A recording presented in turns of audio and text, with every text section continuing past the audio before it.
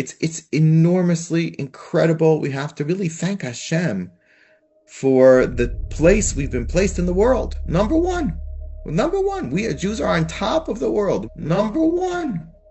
We Jews are on top of the world. We are central to the existential questions that the world is asking. It's not about Iran versus America. It's Iran versus Israel and America. It's unbelievable. Why have we been so selected? Because we are the agents of Hashem's divine agency. So we're living the fulfillment of prophecy. All we need is the final bit to fulfill Bonei Yerushalayim is the third temple. And of course the big question is how? How do we get a third temple when there's this thing there? Right? There's something in the way. Wait for one of the rockets to hit it. Some are praying for that. Wait for one of the rockets to hit it. Some are praying for that. If they deactivate the Iron Dome over the Temple Mount, just over that rectangle. But they say that in the last war there was one heading to it and they knocked it down. So they knocked it down. So yeah, you can't destroy it. You can't destroy the Dome of the Rock. If Israel destroyed the Dome of the Rock, that the international response would be just so furious. It needs to be something from Hashem. It has to come from Hashem, and it has to be in such a way that nobody can deny that it's from Hashem. It has to be so miraculous and so spectacular that the Arabs, the Muslims, can't protest. It may be an earthquake, and there are prophecies of a great earthquake at the end of days. But the problem with an earthquake is that then they just want to rebuild it. They wouldn't let a third temple be rebuilt. And of course, they're going to say the earthquake is a Mossad conspiracy. So, yeah, Jewish space lasers, if you know that conspiracy theory.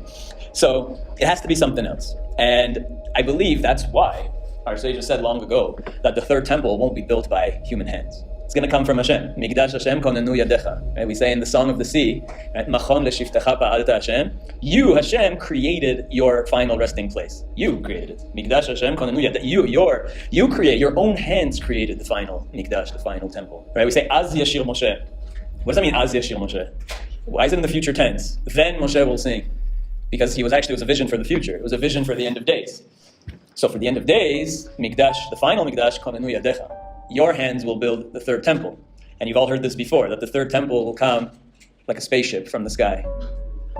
Come straight down. Okay? Imagine that. The whole world, that would be something that's totally, like, so miraculous that nobody could deny that. That could not be a Mossad conspiracy, although they'll try to blame it on that. But it's the only way. It has to be with God's chariots, just like at Mount Sinai. Psalm 68 says 22,000 chariots came down, right? The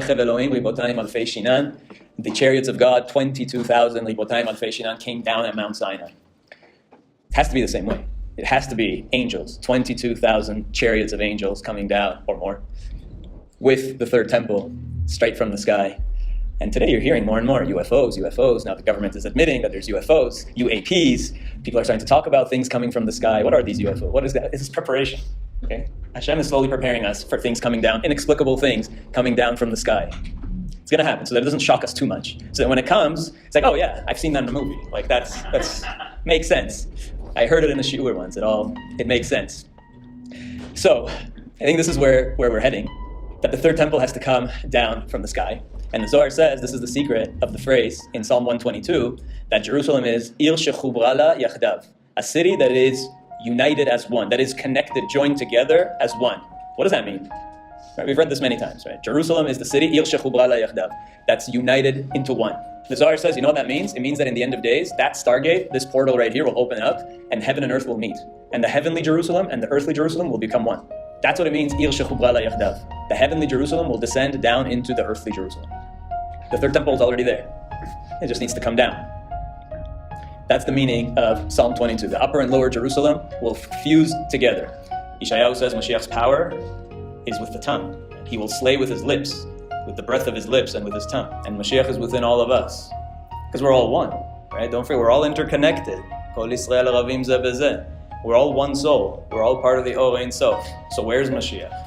Mashiach is not somebody who's going to come from the sky to save you. Mashiach is within each and every one of us. The Jews as a nation is the Mashiach. The Jews as a nation is the Mashiach. So we're going to use our power, our speech, divine power. God created the universe with speech. He spoke the universe into existence and made us in his image and gave us the power of speech. We are a medaber, we are the only speaking being. So we use our divine speech to rectify the world. Each one of us is a Nachshon ben Aminadav. Use the positive power of the Nachash within you. Right? Bring it out of each and every one of us. And then, Bezrat Hashem, we'll have the Geulah very, very soon. Thank you all for coming. We'll end here.